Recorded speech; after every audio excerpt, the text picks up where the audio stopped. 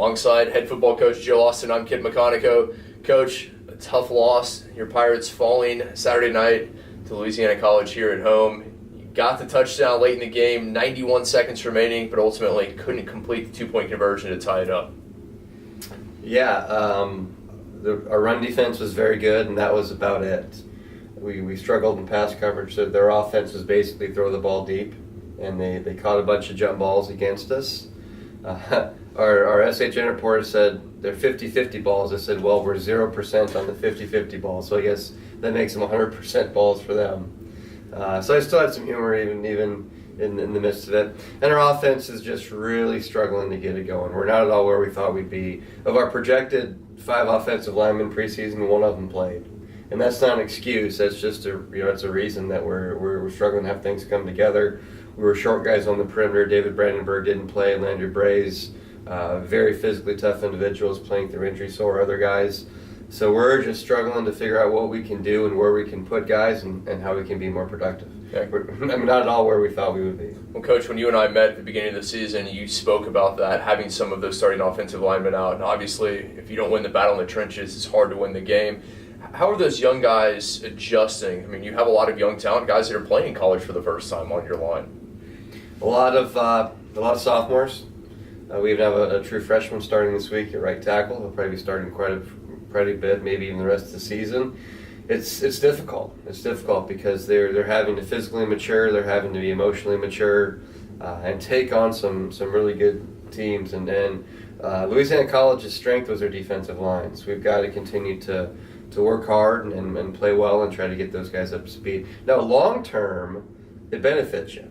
These guys are going to play a ton by the time they become juniors and seniors down the road. So long term, it will make us better. In the short term, it's very difficult to play freshman, sophomore offensive linemen. Defensively, you mentioned having trouble in that pass coverage, a team that throws the ball deep and does so often, but give credit where credit is due. Ben Brockman was outstanding defensively in this game. Well, a lot of guys are. Our inside 7 are really, really good. And our secondary, the Josiah Minifield's a junior, and everyone else that plays is a freshman or sophomore.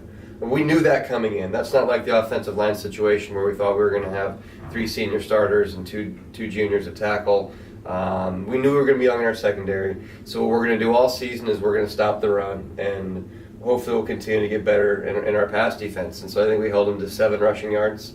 And everything they got was just throwing the ball. It wasn't like they were making patterns and the quarterback was reading coverage and doing a bunch of great things. They just threw it deep down the sideline, and they caught a bunch of them. Coach, things don't get a whole lot easier. You have to take on the number 2 team in the country coming up on Saturday in the UMHB Crusaders. Yeah, they're number 2 because the team that's number 1 beat them last year in the championship game. So I think that's how voters are approaching things now. National champions 2 years ago, runner-up last year.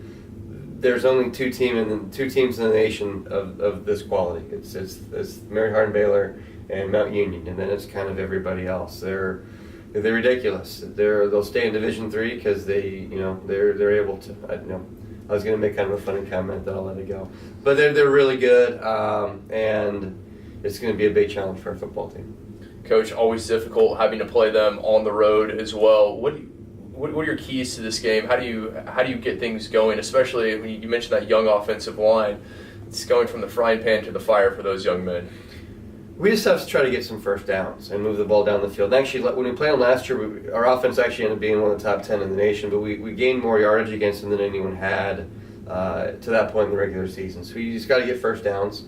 Gaining yards on first down is good. 2nd and 6, 2nd and 5 is fantastic. 2nd and 14 is not so good. And that's what you got to do. String together some first downs, put yourself in a scoring opportunity, try to design some ways to get some chunk plays here and there, and just try to be as consistent as you can possibly be. 6 p.m. Saturday up in Belton. Pirates fans, make the short trip, support the Bucks, get up there, make sure to wear your black and gold. Should be a good one against UMHB. And Coach, as always, SU Football Weekly coming up tomorrow night, 6 p.m. at the Sheraton. Who are the guests going to be this week?